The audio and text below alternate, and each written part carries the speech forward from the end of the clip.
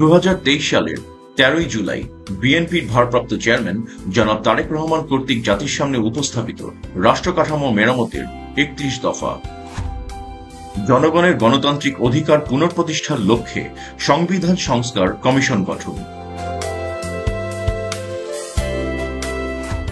সম্প্রীতিমূলক রাষ্ট্রসত্তা rainbow nation ও জাতীয় সমন্বয় commission national reconciliation commission গঠন, অবাধ, সুষ্ঠু ও নিরপেক্ষ নির্বাচন অনুষ্ঠানের লক্ষ্যে নির্বাচনকালীন দলনিরপেক্ষ তত্ত্বাবধায়ক সরকার ব্যবস্থার পুনঃপ্রবর্তন,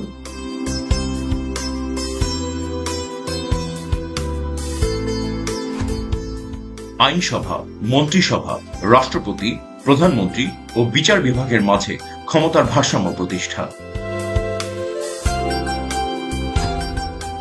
প্রধানমন্ত্রীর দায়িত্ব পালনের সময়সীমা অনূর্ধ্ব পরপর 2 মেয়াদ নির্ধারণ, বিভিন্ন বিষয়ে জ্ঞান, দক্ষতা ও অভিজ্ঞতা সম্পন্ন বিশিষ্ট ব্যক্তিদের সমন্বয়ে আইনসভায় উচ্চকক্ষের প্রবর্তন, সংবিধানের 70 অনুচ্ছেদ সংশোধন,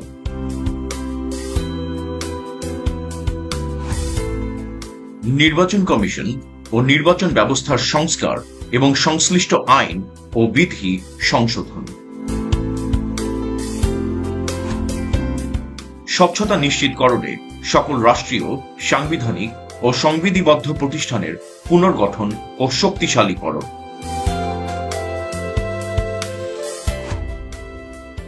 বর্তমান বিচার ব্যবস্থার সংস্কারের জন্য জুডিশিয়াল কমিশন গঠন, সুপ্রিম জুডিশিয়াল কাউন্সিল পুনঃপ্রবর্তন ও সংবিধানের আলোকে বিচারপতি নিয়োগ আইন প্রণয়ন,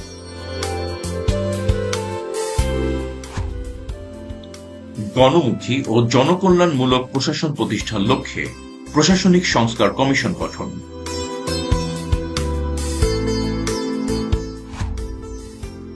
মিডিয়া কমিশন গঠন করে তথ্য ও মত প্রকাশের স্বাধীনতা নিশ্চিতকরণ,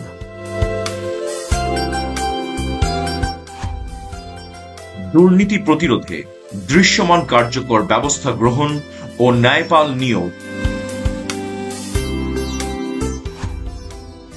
সর্বস্তরে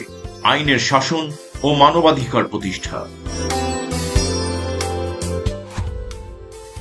আত্মনির্ভরশীল জাতীয় অর্থনীতি গড়ে তোলার লক্ষ্যে অর্থনৈতিক সংস্কার কমিশন গঠন, ধর্মীয়